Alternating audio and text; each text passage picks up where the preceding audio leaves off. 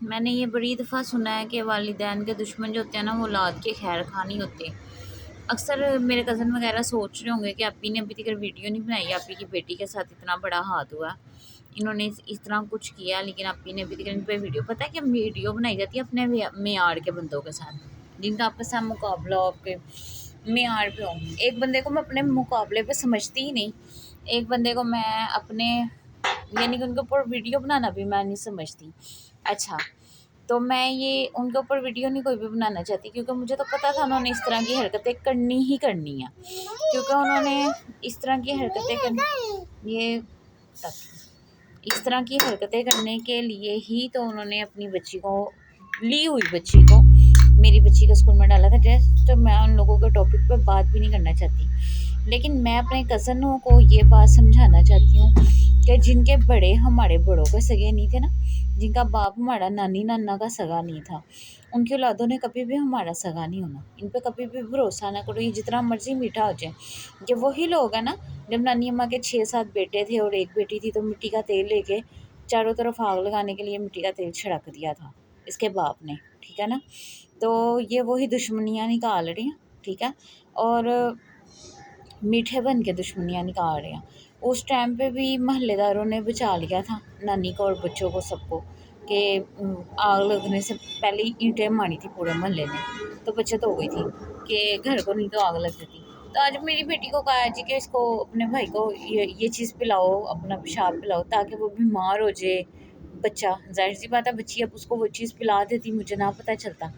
تو میرا بچہ تو اندر کھانے بیمار ہو جانا تھا۔ اور یہ اکثر میری مما کہتی ہیں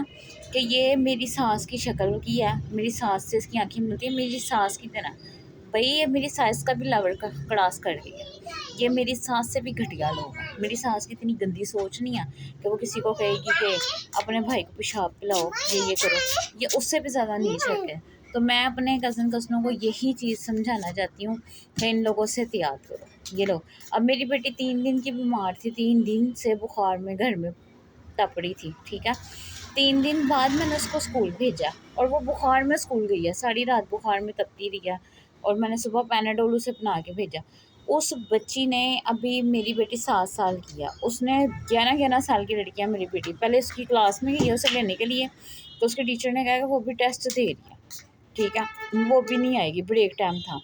پھر بعد میں جیسے ہی وہ کلاس سے باہر نکلی ہے تو اس کے پیچھے لڑکیاں بھگائی ہیں اس کو مارنے کے لیے، تو پھر میری بیٹی کی کلاس کی لڑکیوں نے آ کے ٹیچر کو بتایا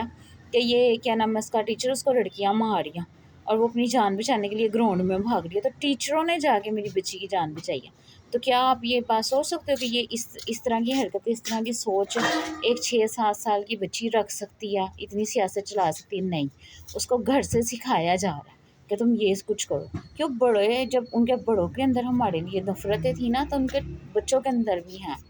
تو یہ ایک اسکول میں نے کہا چلو بچے کو پڑھانے کے لیے، انہوں نے پڑھانے کے لیے نہیں، صرف میری بیٹی کو ذہنی ٹینشن دینے کے لیے اور میری بیٹی کو پڑھائی میں پیچھے کرنے کے لیے یہ سب کچھ حرکتیں اسکول میں کی جا رہی۔ میں ایکشن لینا چاہوں میں اس کے اوپر بہت اچھا ایکشن لے سکتی ہوں،